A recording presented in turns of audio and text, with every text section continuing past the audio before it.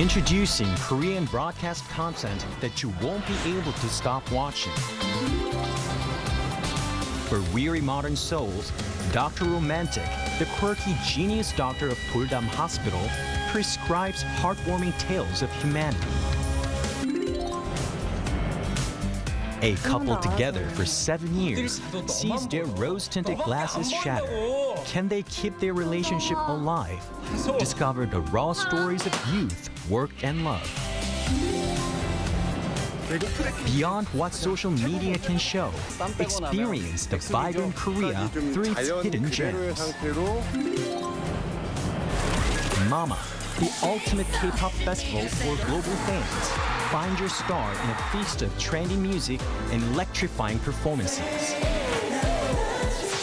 Now, the whole world enjoys it together.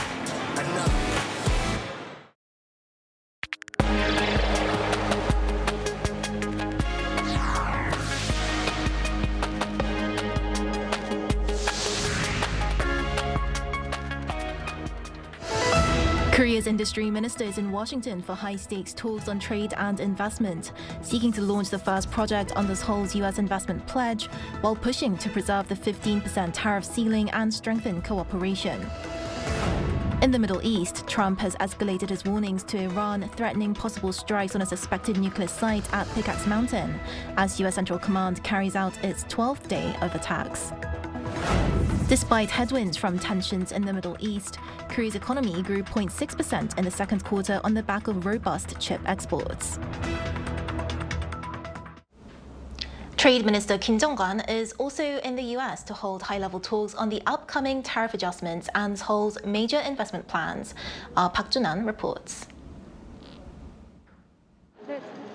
Korea's Industry Minister Kim Jong-un arrived in Washington, D.C. on Wednesday to coordinate major economic priorities with top U.S. officials, including Commerce Secretary Howard Lutnick. At the top of the agenda is finalizing the first project under Korea's $200 billion investment pledge. Kim noted that discussions are focusing heavily on the energy sector to secure a stable cash flow, with an official announcement expected as early as late August. The visit comes at a critical moment as Washington prepares to transition from temporary global tariffs expiring this week to new measures under Section 301 of the U.S. Trade Act of 1974. Seoul is firmly emphasizing that the 15% tariff ceiling established under the bilateral trade agreement must be maintained. To aid way to these critical negotiations, Trade Minister Yo Han-gu is also in Washington as he is expected to coordinate with U.S. Trade Representative Jamieson Greer. Another item on Minister Kim's agenda is U.S. political concerns over U.S.-listed e-commerce firm Coupang, with Seoul seeking to resolve misunderstandings before they escalate into broader trade friction. Some lawmakers in Washington claim the company faces discriminatory treatment in Korea, raising concerns that the issue could evolve into a broader trade issue. We have continuously provided explanations regarding areas where there were some misunderstandings on the U.S. side, and I do not believe the Korea-U.S. alliance will be shaken by a single issue like this. The industry minister's visit also highlights a deepening partnership in the maritime sector. With $150 billion out of Korea's $350 billion U.S. investment package going into shipbuilding, the move reflects a strong mutual commitment to rebuilding the maritime industry together, placing Korea at the center of this strategic partnership. Park Jun-an, Arirang News. President Lee Jae-myung will embark on an 11-day trip to the US and South America this week. He will meet global AI CEOs, including Nvidia's Jensen Huang, and meet with the leaders of Brazil, Chile, and Argentina to strengthen economic cooperation. Yoon Jung-min reports. A key takeaway from the president's trip will be his one-on-one meetings with big tech CEOs. On Friday, President Lee Jae-myung will meet with Nvidia's Jensen Huang, OpenAI's Sam Altman, and Anthropic's Dario Amodei, among other CEOs of global AI firms. Through the meetings with the CEOs of global big tech companies, we will highlight our commitment and full support for AI investment and plan to encourage investment cooperation from key firms. An AI summit will be held in San Francisco on Friday, attended by Samsung's Lee Jae-yong, SK's Choi Tae-won, Hyundai Motors' Chung Eui-sun, and Naver's Lee Hae-jin, along with the big tech CEOs. MOUs will be signed between Korean firms and the global tech firms, and President Lee will announce his AI vision for related global cooperation. Major Korean firms and global big tech firms will gather together. It will be a chance to expand our vision for the 3 mega projects on a global level. Lee will then head to Brazil for a summit with President Luiz Inácio Lula da Silva, with a focus on resuming talks on a trade agreement with the South American bloc and hold a business roundtable. We will expand trade and investment with key economic powerhouses in South America, Brazil, Chile, and Argentina. We will expand our diplomatic horizons to the global south. Over in Santiago, the Korean leader will meet with his Chilean counterpart, Jose Antonio Casts, before flying to Buenos Aires to meet Argentine President Javier Milei. Their focus will be strengthening their partnership on trade as well as economic security, energy, and food security. On the way home, the president will stop by Germany to meet Koreans residing in that country. Yoon Jung-min, Arirang News. With U.S. Central Command reportedly carrying out its 12th consecutive day of airstrikes, Washington is preparing to escalate its military campaign against Iran. Plans to deploy heavy bombers against a key nuclear-related site are stoking concerns about rising tensions in the Middle East. Lee Seung-jae has more. The United States has reportedly informed Israel that it plans to intensify its military campaign against Iran in the coming days, including possible strikes by heavy bombers on the Pickaxe Mountain site near the central Iranian city of Qom. According to the Times of Israel on Wednesday, the operation would mark the first use of U.S. heavy bombers against Iran since this year's joint U.S.-Israeli military campaign. The report said Washington notified Israel in advance as part of close security coordination, giving Israeli authorities time to prepare for a possible Iranian retaliation, including missile attacks. The report follows repeated warnings from U.S. President Donald Trump over the past week that the Pickaxe Mountain site would be targeted pretty soon. Normally I wouldn't say that. If I thought they could do something about it, I would never say that. But we'll be hitting that area pretty soon. And very heavily. President Trump also escalated his rhetoric on Wednesday, saying the United States would destroy an Iranian bridge or power plant every time Iran attacks a ship in the Strait of Hormuz, forcing Tehran to make a deal with the U.S. This is with this skirmish we have with the Islamic Republic of Iran, and I call it that because let me tell you, they're getting hit so hard, and they want to make a deal. Meanwhile, U.S. Secretary of State Marco Rubio called on America's Asian partners to help safeguard shipping through the strategic waterway. Speaking in Manila while attending the ASEAN Foreign Ministers meeting on Wednesday, Rubio said it would be in the interest of Asian allies to deploy warships or other naval assets to ensure the safe passage of civilian vessels. When asked whether Washington had specifically requested countries such as South Korea to contribute military assets, Rubio said no such request had been made. However, he stressed that many Asian economies rely heavily on oil and natural gas from the Middle East, making freedom of navigation in the Strait of Hormuz a shared strategic interest. Lee Seung-jae, Arirang News. The Trump administration has signed a major nuclear cooperation agreement with Saudi Arabia, opening the door for American companies to play a leading role in the kingdom's commercial nuclear energy program. According to the U.S. Department of Energy on Wednesday local time, the agreement was signed by U.S. Energy Secretary Chris Wright and Saudi Energy Minister Prince Abdulaziz bin Salman. While exact details have not yet been revealed, this could enable Saudi Arabia to enrich its own uranium, while U.S. companies will receive priority access to supply nuclear reactors and fuel for the kingdom's nuclear programs. The agreement now heads to Congress for a 90-day review. If approved, the Energy Department says the partnership could last for decades and be worth billions of US dollars.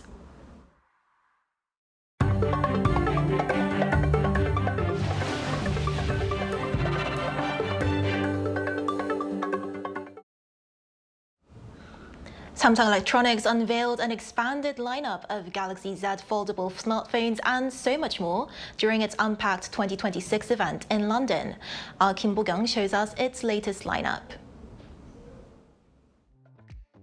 Over 1,000 journalists and trendsetters worldwide gathered at Old Billingsgate, a former fish market along the River Thames, overlooking London's iconic Tower Bridge, to have a peek of Samsung Electronics' Galaxy Unpacked event.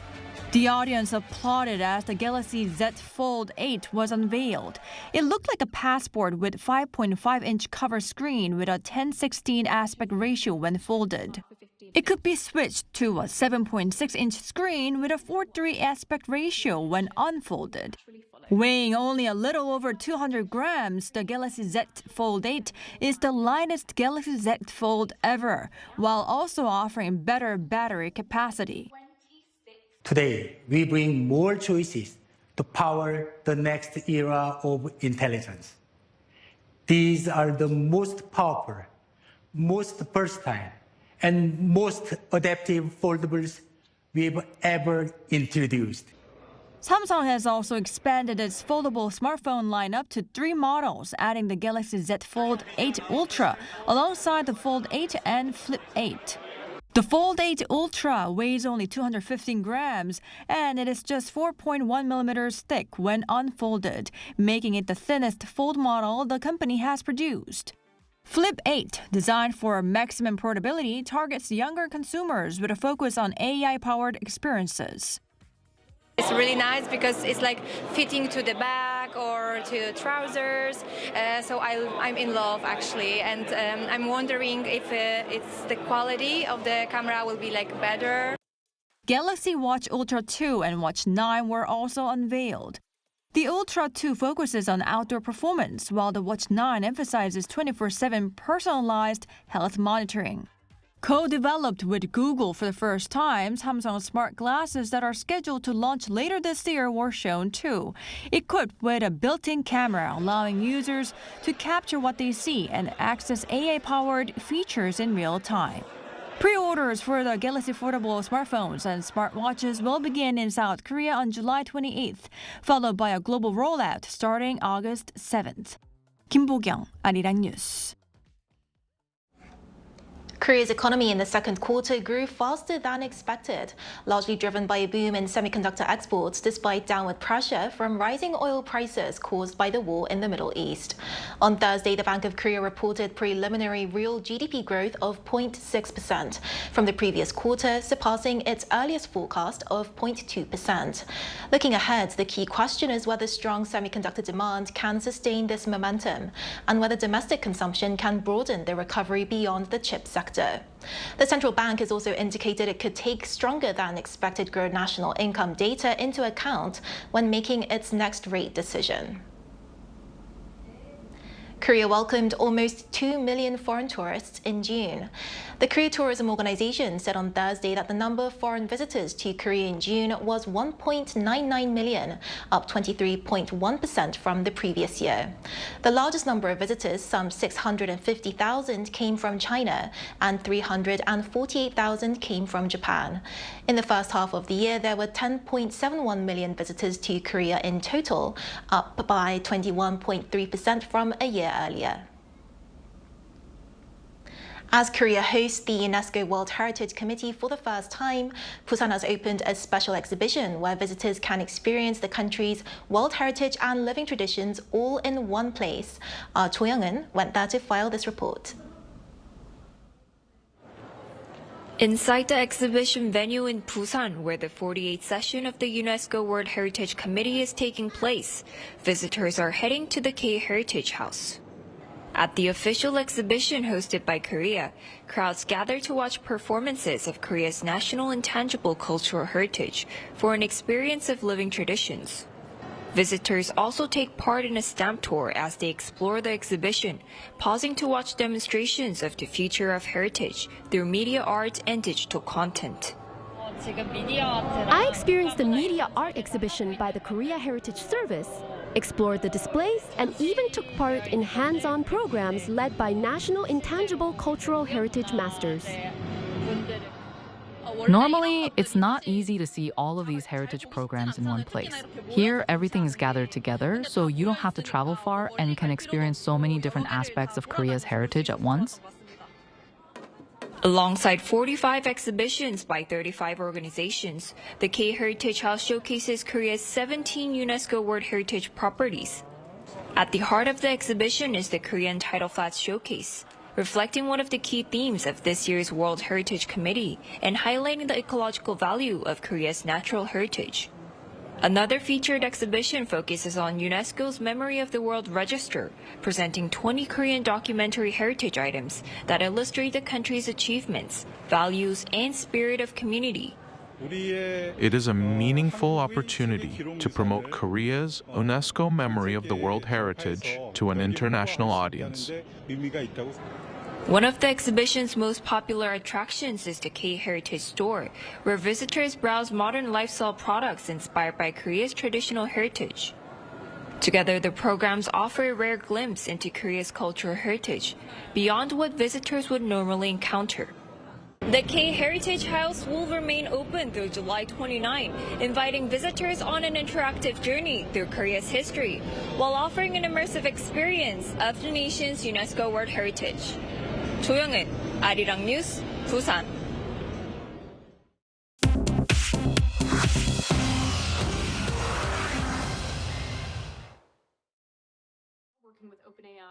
This is the world now. Google's parent company Alphabet is spending even more than expected to win the AI race.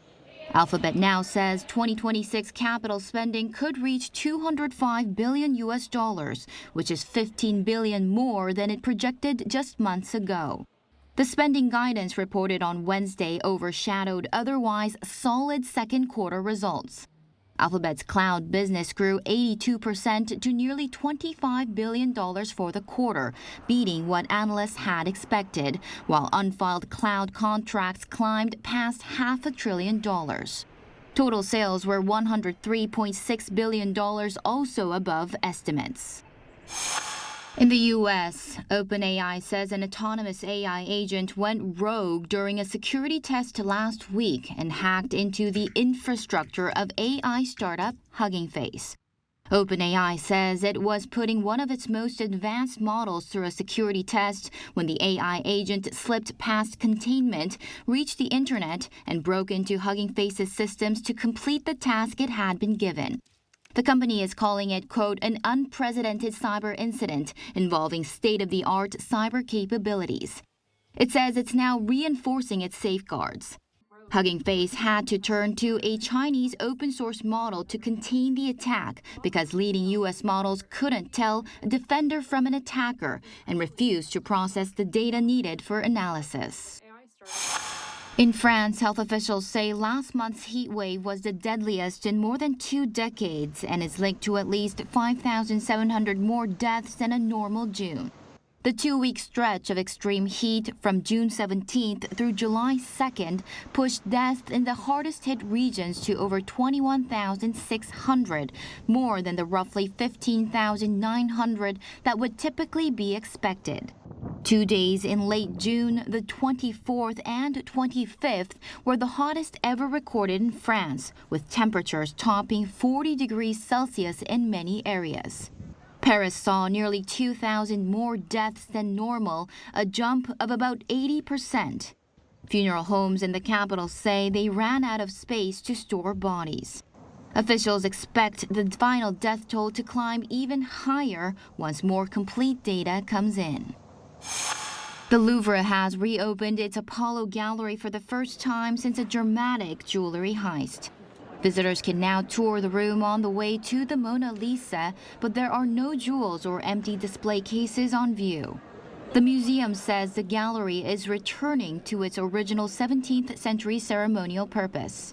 It's been 9 months since 88 million euros, about $102 million worth of crown jewels were stolen in a daytime robbery.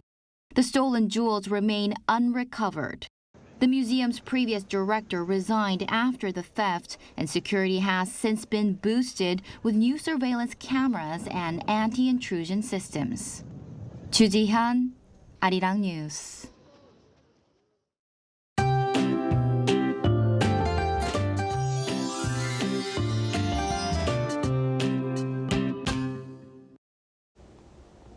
Today marks Taeseo, meaning big heat on the seasonal calendar. And to meet its name, the southern region remains firmly in the grip of intense heat day and night, but heavy rain continues across central Korea with a rain advisory issued for some parts. Showers are spreading across the capital area in Gangwon-do province and will continue on and off throughout the day and possibly into early next week. And there could be 5 to 60 millimeters of rain, with northern parts of Gyeonggi-do and Gangwon-do provinces seeing heavier showers. Meanwhile, southern provinces could see passing showers during the day today. And this afternoon, Seoul gets up to 28 degrees Celsius, but the humidity will be nearing around 100%, while Gwangju and Jeju will be topping out at 34 degrees Celsius under sunnier skies in the southern provinces.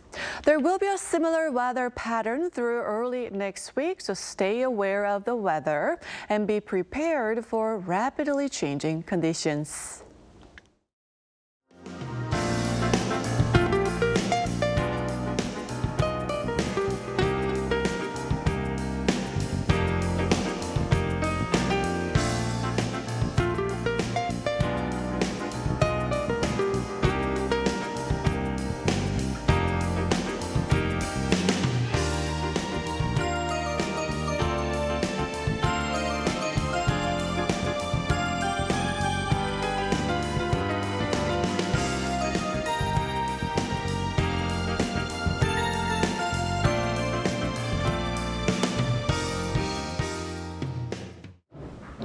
That's all we have for today's noon edition of Arirang News. Thank you for watching. Arirang News will be back at 5 p.m. Korea time. Stay tuned.